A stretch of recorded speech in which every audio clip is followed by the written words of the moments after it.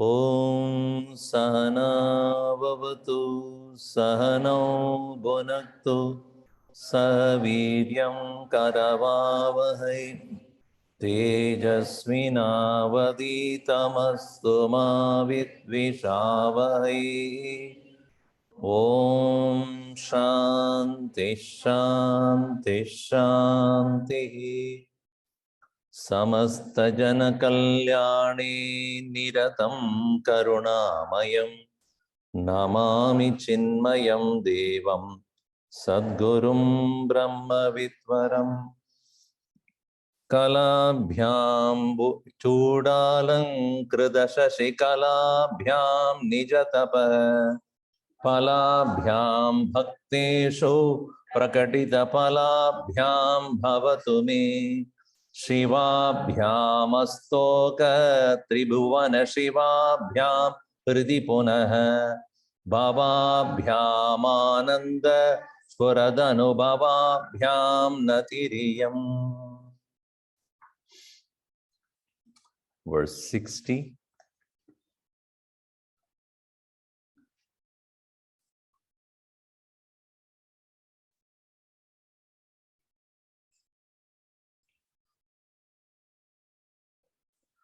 Rodasto haya hridakshemena padikaschayam taror vrishitah Bhidasvasta griham grihastamatidihi Dina prabhum dharmikam Deepam santamasakulasta shikinam Shita vrtasvam tata Chetas sarva bhayapaham brajasukam Shambho padamboruham Yata toya hridaha Rodaha vrajati. Just like a person who is caught up in the passing speedy waters of a river looks for the bank. In the same way, in our life, samsara is a continuously moving, very swift river. And in that river, we are so caught up, sometimes drowning also. Sometimes we have to carry not only ourselves, but also others who are depending on us. They are sitting on our shoulders. And so we are concerned about their welfare also. So therefore, and then a person looks for a place where he can offload it. He can find the banks of the river. In the same way, when we carry our burdens so much in our heart that I am responsible for everything that happens, we do not allow the possibility of allowing the Lord to do His work. And so long as we think that we are, Bhagavan says, do it. When you think you can do it, do it. Until you realize you can't, I will not interfere. Bhagavan clearly says, neither I take anybody's papa nor anybody's punya. Right? Where does he say that? Where does he say that? I don't take anybody's punya. I don't take anybody's papa. I am not the one who is asking you to do anything. Na kartrutvam na karmani lokasya srijati prabhu. Swabhavastu pravartate. Na karma phala sanyogam. Abhi. Kartrutvam na karomi. Kartrutvam na karmani aham karomi. Na karma phala sanyogam aham karomi. I do not make you do anything. Nor I will make you get associated, attached to the result also. And he says, Ame parthasya kartavyam, trishu lokeshu kencha. Mama, then it says, at the same time, Mama vartmanu vartante manushya partha sarvasha. I do not have any responsibility to do anything, yet I do only to show to others. So, when we think that we are responsible for everything, we are actually adding more burden to ourselves. Just like a person caught up in the current of the river. Gurudev used to say a beautiful example. One person was not old nowadays, a senior citizen. Nowadays you have to be careful. Unparliamentary you cannot use it. Senior citizen. He was sitting and meditating. And he said that, Bhagavan, I am getting very old. So I really need some help. All I depend on you only. What else? So lo and behold, he saw a walking stick floating on the river. He said, oh, Bhagavan, you are so gracious. When I said that I am so helpless, so weak, you immediately gave me a walking stick. He jumped into the river. And the walking stick was also moving, and he was also going and trying to catch that, swimming. And the river was going so fast, and walking stick always 10 feet away from him. He was struggling to catch it. And at some point of time, there was a fall, and into that walking stick fell and broke, and he couldn't even see it. He somehow, managed to come out to the bank, and he started crying. I lost my walking stick. So Bhagavan appeared and said, I never gave it to you. It was never yours. You thought it is yours. It is never yours. Similarly, many times we think we are responsible for things, but not knowing that Bhagavan never gave anything to us. We have taken it up. Like our pets. Swamiji, I can't go to India at all. Why, pet?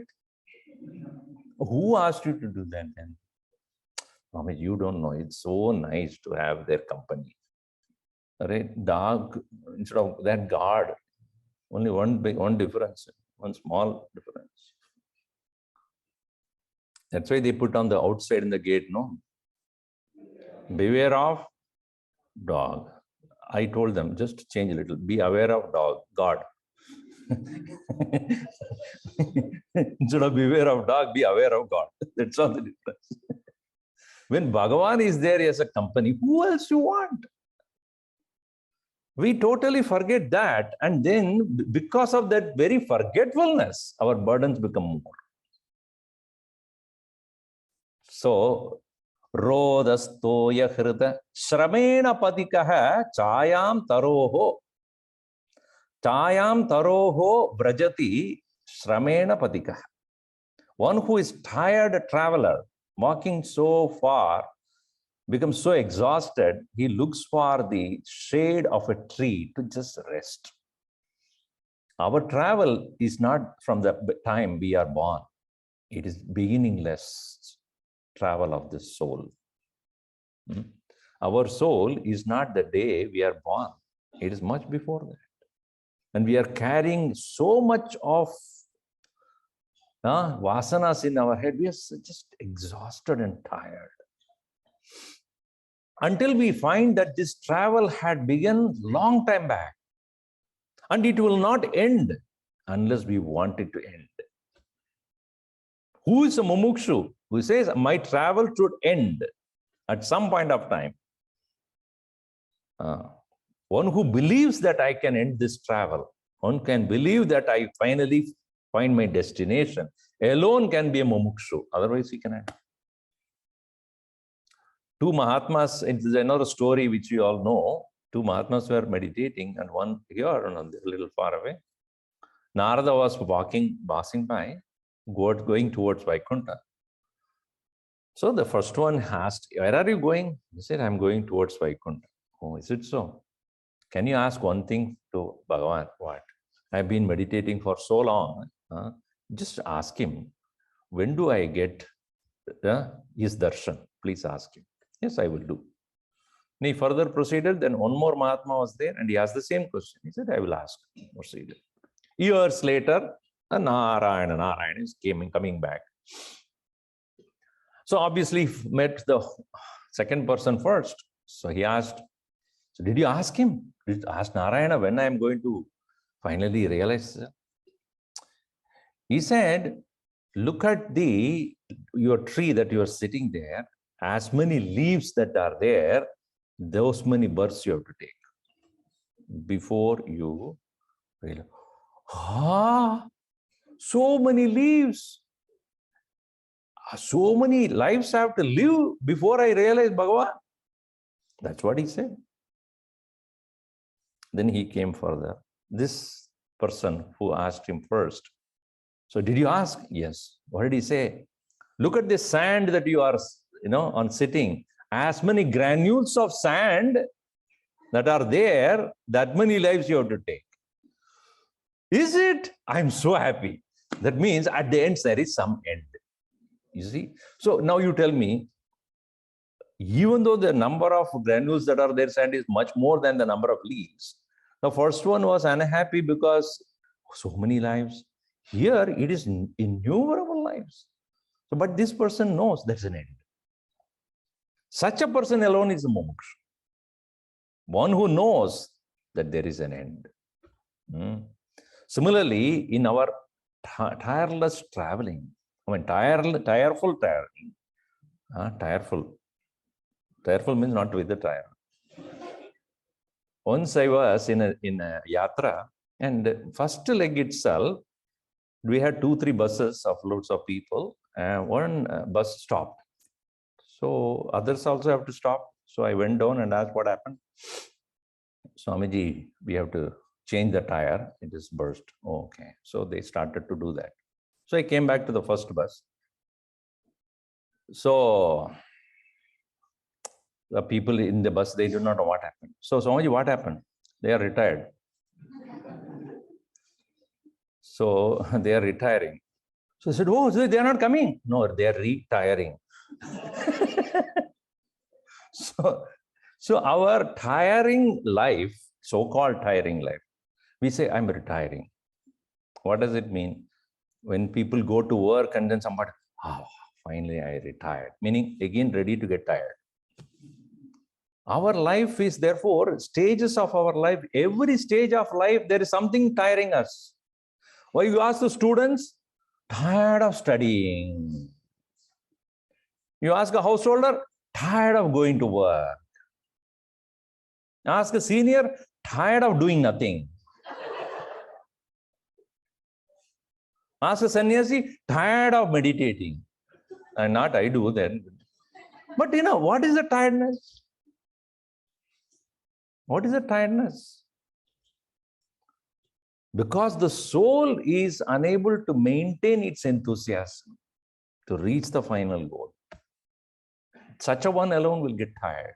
So, Shramena Padikaha Chayam Taroho Vrajati. Just like a tired traveler, how he looks for the shade of a tree. Similarly, Bhagavan's presence alone can give us the solace. Looking at the Bhagavan's beautiful, blissful, Shanta Swarupa, we realize that ultimately that is what I need to reach. And by very look of that very form of the Lord, who is a very representative of the blissful self, I know that that is what I am. That very vision of the Lord can make us feel so solacing, comforting. That is why it said, Chayam taroho shriyem shamena patikaha prachati vrishtitaha bhitaha swasthagriham. One who is caught up in the torrential rain, vrishtitaha, bhitaha, afraid. In the sense what? I may drown. Such a person will look for what? Swasthagriham, most comforting home, sweet home, home, sweet home. Isn't it? Many people build houses, but they never make it a home. House is a building. Home is not just a building. Home is made by the people who are living there, right? So there are two kinds of people who work 18 hours, 19 hours in the workplace. Sometimes, nowadays, COVID time, you're not going anywhere to work. But when you get back to work, some of them work 18 hours and all. So you can call them as workaholics, right? Some people are so fond of their work, they are called workaholics. Other set of people also work a long, long hours. They are afraid of going home.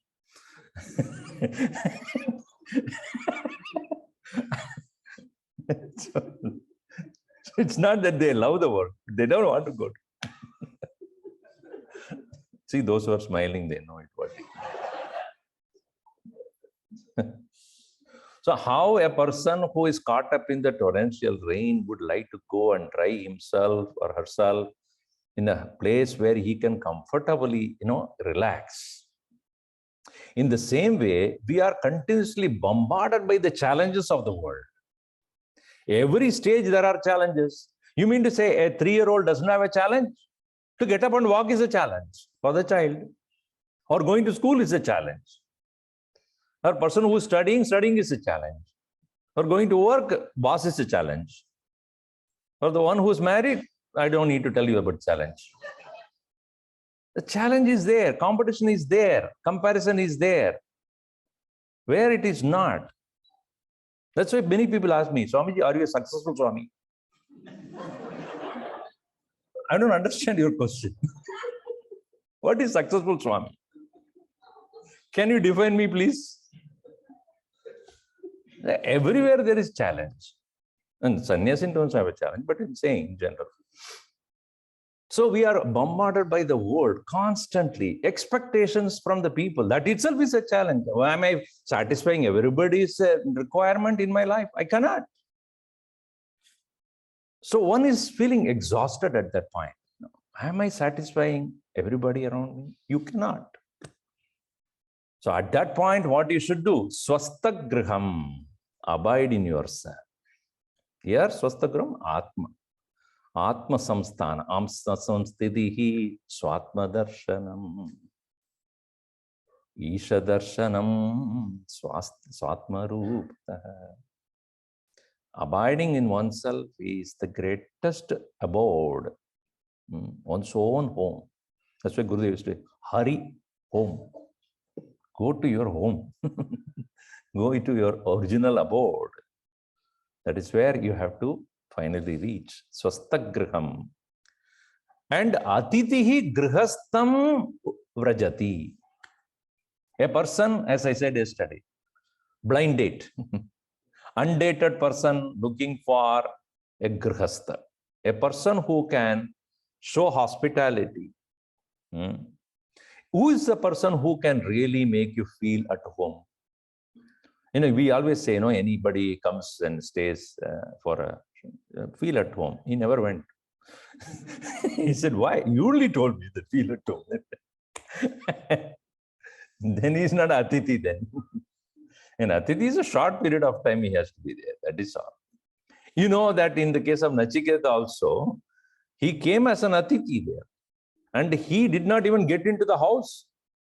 And then as soon as Yama came from his, he's gone for some tour or somewhere. So he came back and then first thing the people said, hey, there is an Atiti sitting there and he's not even getting inside. And he's a Brahmana who's a student and he's like a fire. So first thing we need to do is give water and appease him. So Atiti is to be in our tradition. Who is an Atiti? Atiti Devo Bhava. Is it not? They say. Atithi is none other than Bhagavan himself. One who does not tell you that I'm coming. Does he tell you I'm coming? So it is said that one person was cooking some soup or something. At that time, there was a knock. You open the door, Lord Yama was standing. Come on, let us go. Where? Your work in this world is over. Get going. Come on. But you didn't tell me that you're coming. I never tell anybody that I'm coming. I don't give an email notice that I'm coming, be ready. Nothing. So he said, no, I'm not ready. Who cares about whether you are ready or not? But I'm still making soup. In my list of people I have to, finish off today, you are the first person. I can't help it.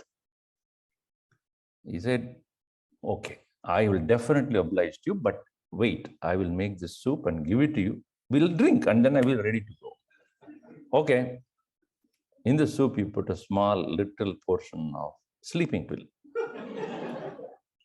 He gave it to Yama. He drank all right. When he was almost snoring, he took the list, stuck his name from there on the top, put it in the last one, and then kept it there. Yama was little unconscious, but he woke up. Okay, according to your own request, let me go from that last.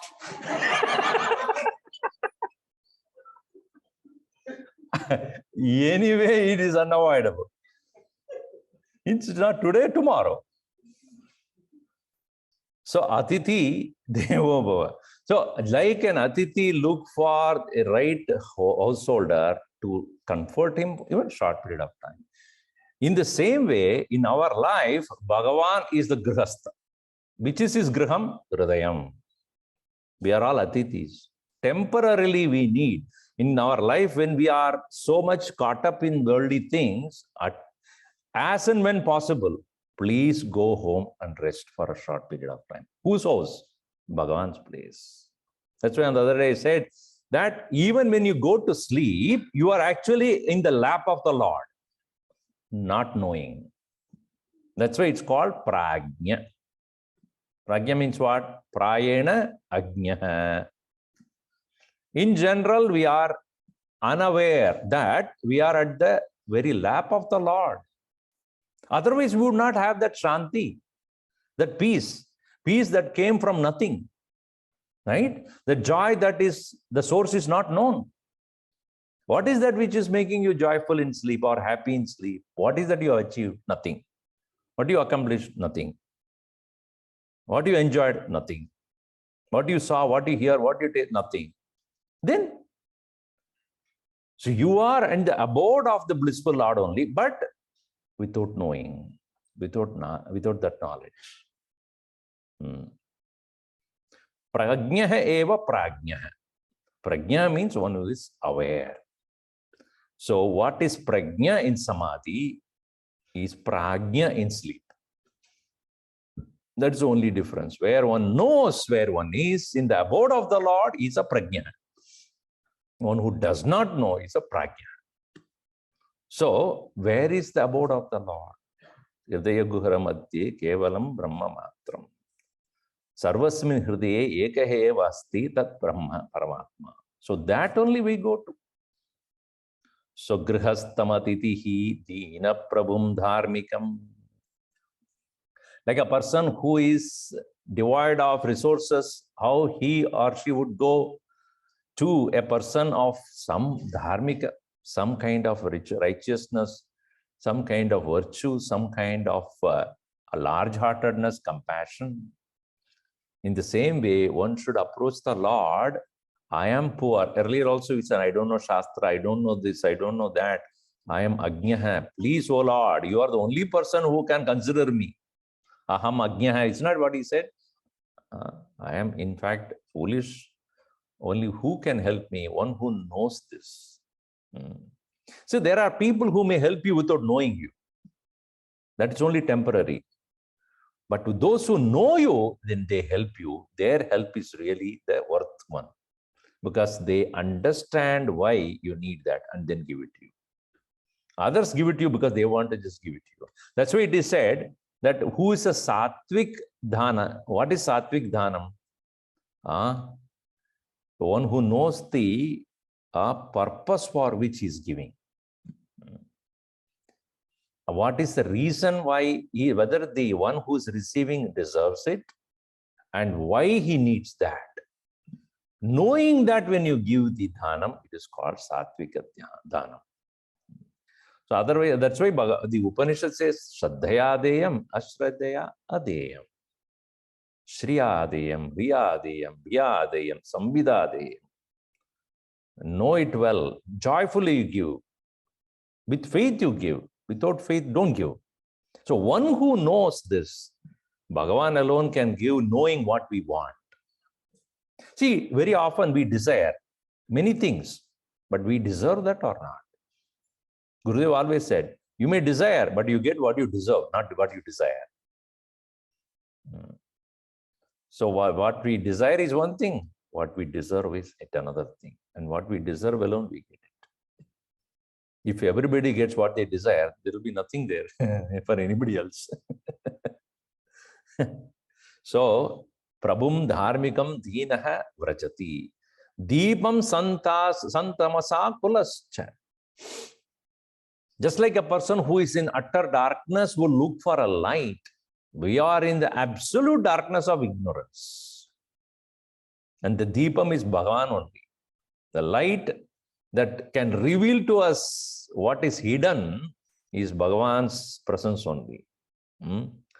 Interestingly, if you understand this analogy, in a dark place, when you bring light, what happens to the darkness? Goes to the next room. Is it so? Does the darkness go to the next room when you bring the light to this room? Yes or no? Why not? Because the darkness in this example is not a reality.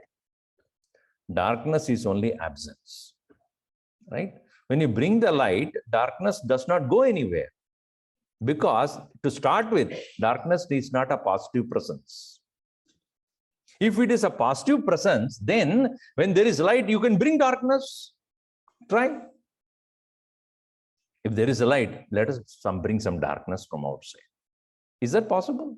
No. In the same way, avidya is, to start with, let us understand avidya at one level is absence of knowledge. It is abhava rupa. But many scholars have a different opinion on that. But abhava rupa means not knowing can be replaced only by knowing.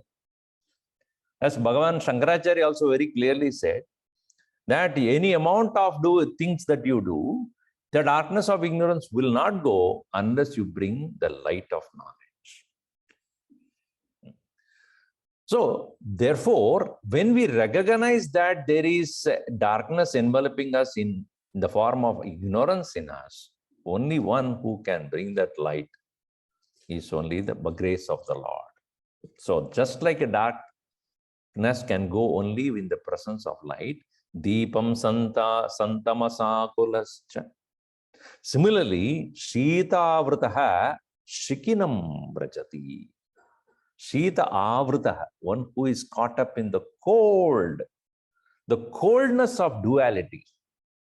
So duality, dvandva samuha, you cannot avoid at all. Can you? Can you avoid duality? Day is there, night will be there. Success is there, failure will be there. Good is there, bad will be there. Joy is there, happiness will be there. Death will be there, birth will be there. If one exists, the other one also will exist. So, therefore, you cannot avoid that. In this world of duality, dvandva swamuha, what will help you is the warmthness of the jnana. Knowing that you cannot avoid, you are able to withstand that. So, in Bhagavad Gita as well as in Vedanta, what we see, there are 3 levels of tolerating or accepting the duality. At one level, it is called as titiksha, as a quality of a student, right? Shama, Dhamma, Uparadi, titiksha. What does it mean? That ability to face what cannot be avoided. what we call it as tolerance. Tolerance. So that is considered as a qualification for a student. One cannot keep on complaining, and then his mind is not available for anything. Because one thing is there, the other thing is there, it goes on and on and on. Body also, sometimes healthy, sometimes it is not healthy. So this titiksha is necessary for a student to continue his study. This is said to be there. Then Bhagavan goes to one level further. He said, Sukadukke same krutva labha alabo jaya ajayo tado yuddhaya yujjasva na evam papam avapsyasi. Second step of that is, this duality, they are there, consider them as same. Earlier what he said, tolerate. Second he says, samatvam yoga uchyate. Understand, joy and sorrow, success, failure, treat them as same. Same krutva, labha alabo, jaya ajayo, sukha dukkhe. Dualities are there, treat them as same. This is the second level of that maturity. Third level is understand the joy, sorrow, success, failure are at the level of ignorance only. In the light of knowledge, they don't have any role to play, or they don't even exist. Just like you go to the sun and ask and tell them, good night, to the sun. Sun will look at you. What is night? Is there a night for the sun? Why not? From the sun standpoint, neither there is a day nor there is a night, because this duality doesn't exist there. You understand? That is why Nachiketa asked that question. Anyatra dharmad, anyatra adharmat. Anyatra asmat krita akritat. Anyatra bhutacha bhavyacha. Yat tat pashyasi tatvada. What you know as that, where there is no dharma or adharma. There is no cause and effect. There is no past and future. Tell me that. What does it mean? Where this doesn't have any meaning at all. That's what I want to know. Death and birth has no place in that. Punya and Papa has no place in that. Good and bad has no place in that. Please tell me that. So that is when it is not samatvam, it is not titiksha, it is paramartha drishti. So we are caught up in the cold, cold and heat, right and wrong, joy and sorrow. That is the state we are there. The knowledge alone is the shikinam, agnihi, jnana agnihi. That gives the warmth, and we realize that we are caught in our own mental disability to understand that there is one which is beyond this. Tata cheta sarva vaya apaham. Hey cheta, oh my mind, sarva papa, sarva vaya apaham. That which can remove all kinds of fears. One is, I do not know whether it is written Papa Apaham or Bhaya Apaham. Bhaya Apaham is one version, Papa Apaham is another version. Sukam Shambhoho Padamborham Shambhoho Sukam Braja. Oh, my mind, seek that ultimate joy at the feet of the Lord, which removes all fears, all sins. This way, this is the advice to the mind Shankaracharya asks us to reach. Now, another beautiful verse. It is considered there are 4 stages of moksha, or 4 kinds of moksha. And these 4 kinds of moksha is very well known in the Shastra. So that is explained in verse number 28.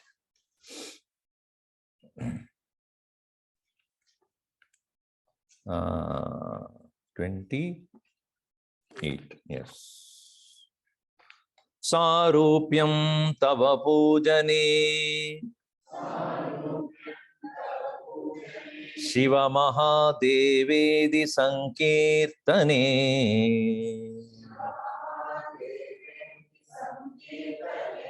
सामीप्यं Shiv भक्ति दुर्यजनता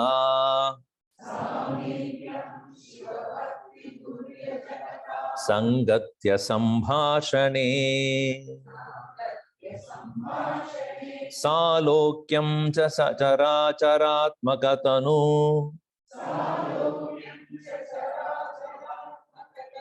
ध्याने भवानीपते सायुज्यं मम सिद्धमत्र भवति स्वामिन् कृतार्थोऽस्म्यहम्. It should be kritatosmi aham. Maybe the myam it's written myam, maham. I don't know which version you have. Kritatosmi aham. Okay. Saropyam tava pujane shiva mahadevedi sankirtane samipyam shiva bhakti dhurya janata sambhashane सालोक्यं सचराचरात्मगतनुध्याने भवानीपते सायुज्यं मम सिद्धमत्र भवति स्वामिन् कृतार्थोऽस्म्यहम्. सारूप्यं, सामीप्यं, सालोक्यं and sayujyam. Saha is what is called sa rupyam, saha rupatvam. It's called sarupyam. Sarupyam means assuming the form of the Lord. Sarupya mukti it's called. Meaning what? Tava pujane, by doing the puja of the Lord, I assume the form of the Lord. That's what on the other day I said. Shivo bhutva shivam bhajet. Shivo bhutva shivam pujayet. You know, as I said, that you have to invoke the Lord in you before you actually worship the Lord. That's why you put that tilak and other things.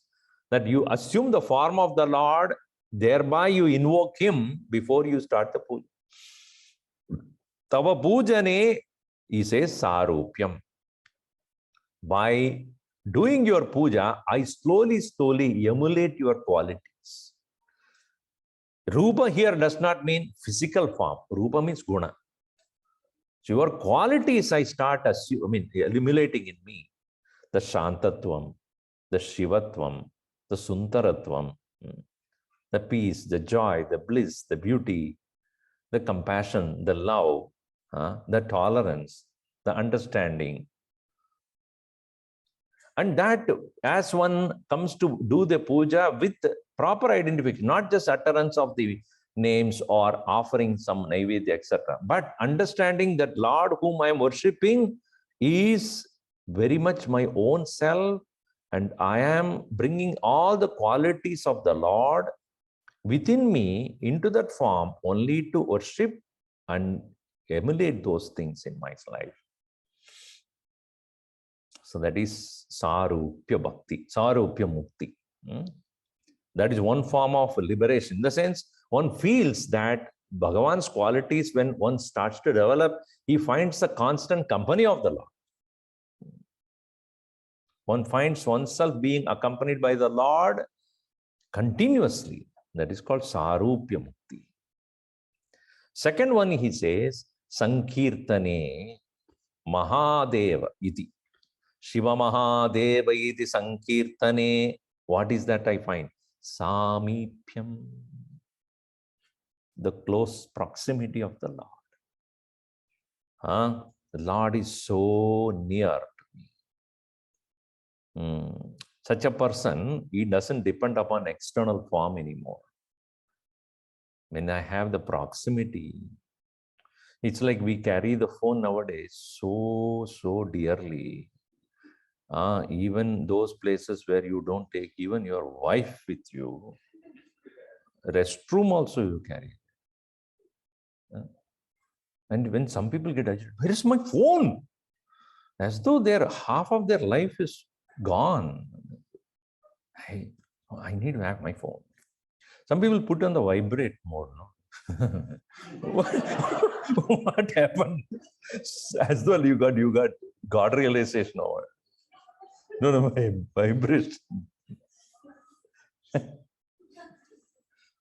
And an interesting thing is, one lady got. Anyway, I have to tell the lady only. Please forgive me for that. So she got a first thing. She started to put makeup. As soon as she got her husband, where are you going? No, my phone won't recognize me otherwise.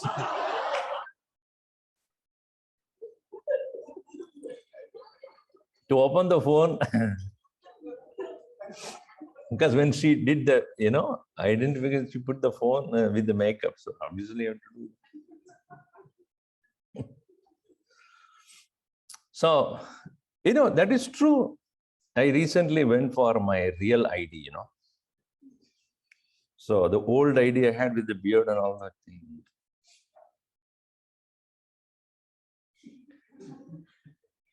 You brought your dad's picture. Nah, it's me. So if I go beard and then look at my phone, it won't open. No, who are you? My computer also looks for me, otherwise it won't open. Anyway, Samipyam is therefore, like we have so much proximate, so affinity towards that very small device, a bhakta feels so close, and when very moment he utters the name, Shiva Mahadevi, the Sankirtane Samipyam. One Mahatma said, just like if I call out your name, you are in the corner of some hall, immediately, yes, Bhagavan also has a name. He also responds. And we don't believe that way. That's the problem. The moment you utter, he is already all ears. Yes. What do you want? So Mahadevi, the Sankirtane, very utterance of the name of the Lord, he feels such a proximity. That is called Samipya Mukti. So if a person constantly has the ability to utter the name of the Lord in his mind, where is that he would be far away from? There are so Mahatmas I have met, they are continuously in their mind.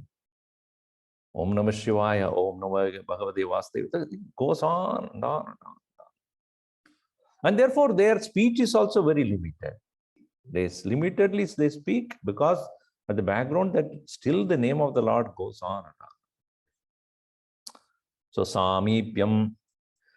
And he says, Shiva Bhakti Durya Janada Sangatya Sambhashane Salokyam.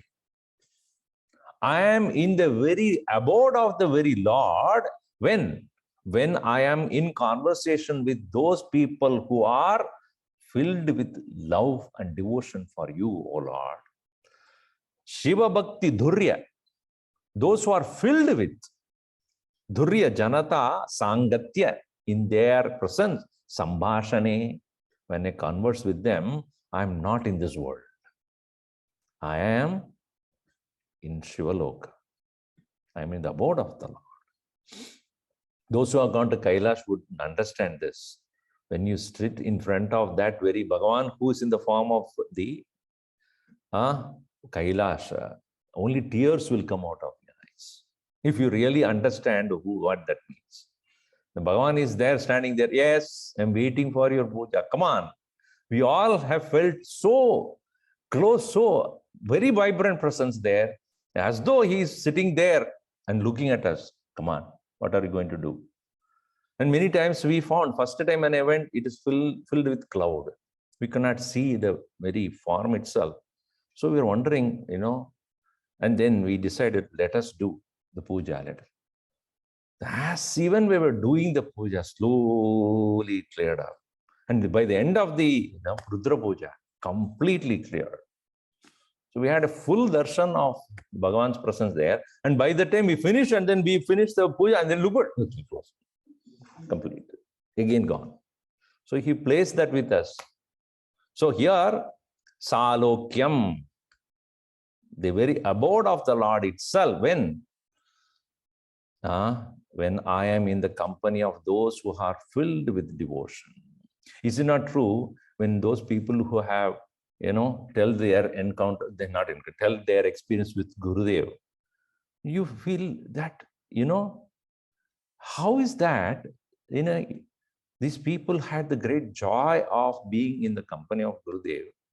And when they talk, there's endless stories come. Not stories, there's so many experiences. They relive those experiences. And you feel as though, you are going through that experience along with them. So even those people who narrate also have great joy of sharing. And those who are listening. Anywhere I go, they ask this, Swami, you tell me your experiences with Gurudev. So it is such a joy to share and such a joy to hear also. So where are you at that time when you are in the company of such people? You are in the abode of the Lord himself. It says Shiva Bhakti Durya Janada Sangatya Sambhashane Salokyam. And he says, when I gain the correct knowledge, what? Chara acharatmaka tanu dhyane bhavani pate. Oh Bhavani pate, when I realize that you are the very soul of, very presence of you is in all those which are chara achara, that which is moving and unmoving, all things are the very soul of each one of them is you. When I come to do the dhyanam, chara acharatmaka tanu dhyane bhavani pade sayujyam, meaning I'm merged with you. I'm no more an individual here, because now I recognize you yourself is the soul of everyone. One who sees that very soul, yastu atmaridirevasa atmanyevacha santushtaha, such a person. What is his kartavyam in this world then? It's nothing to do then thereafter, because he had recognized that in me, in everyone, there is only one, and that is what I'm dealing with. I narrate that very instance with Gurudev when I was with him once, and he finished the talk, all right. And the person who was driving the car usually takes the car behind the stage and goes, not. So on that particular day, for whatever reason, the car had to go through the crowd. Gurudev did not know that. So I was sitting behind, and Gurudev usually, as he sits in the front, and he didn't notice that he closed the car door, and then he started going inside the crowd where they were just still getting up and leaving. He said, "Stop the car." So the driver, it's a devotee only, he stopped the car. Swamiji, yes, stop the car. Do you think these people who are standing, who are listening to me are my audience? No, it is my Bhagavan. I'm talking to him, and you're disturbing him. Wait till the last person goes outside this ground. Then you go. And as he was standing there, many people saw Bhagavan, when Gurudev's car has come into the middle of the crowd, some of them were behind, and they saw Gurudev there, and they did namaskar. He rolled down the window and said, Krishna, Krishna, Krishna, sorry. So that is, and then I was so shocked from behind. He was continuously saying that. Then he turned to me and said, never consider your audience as fools. They are Bhagavan. The Bhagavan himself is listening to you.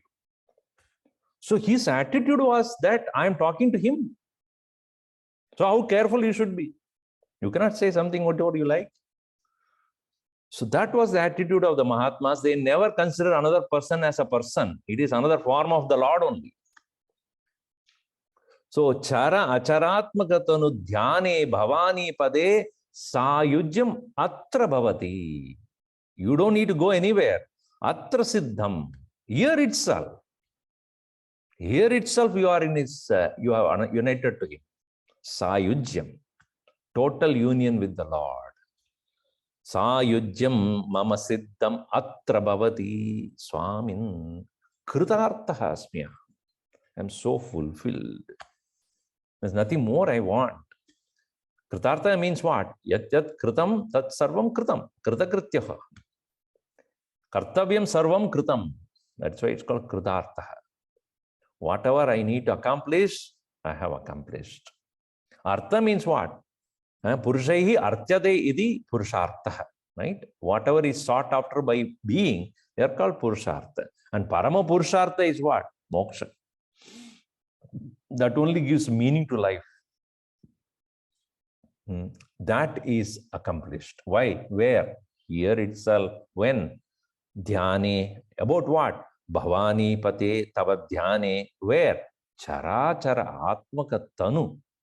Bhavani pate tva dhyane. Mama siddham atra bhavati sayujyam. Aham kritartha asmi. I am completed myself. And I also completed that. So this way, there are so many such beautiful verses. We took only what, 18 or 19? So 17. Okay, good. There are so many of them are there out of 100 verses. But we selected only few of them to highlight.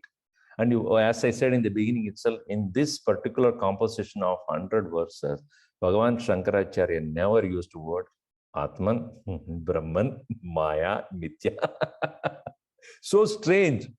Because he has not brought Vedanta. Of course, we brought Vedanta into this, but he did not bring the Vedantic even terminologies here. He only utterly used only, and utterly, you know what you mean? He's uttered only those words which are connected to devotion, love, bhakti, faith. That's only he highlighted all the time. So this way we completed at least some of the portions of this beautiful text called Shivananda Lahari. I hope this has become a Lahari to all of you. Ananda Lahari. It's a blissful wave of blissfulness. And we must be ever indebted to the great Mahatma, Bhagavan Sri Shankaracharya, for giving us not only Vedanta, but also the love for the Lord. Without that, it is incomplete.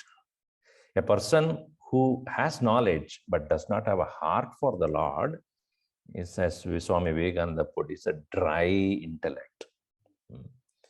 So the dry intellect will not take you too far. Where you open up your heart for the love to be filled by the Lord, by recognizing Him as an external form of the same self only. Such a person, as Bhagavan Shankaracharya, Swaswarupa Anusandhanam Bhakti Ityabhidhyate. So one's own self alone is the Lord. In that way, one maintains the bhakti. Such a person is complete both in head and the heart. Okay, so this way we conclude. Thank you so much for your continued participation and enjoying along with the subject matter here.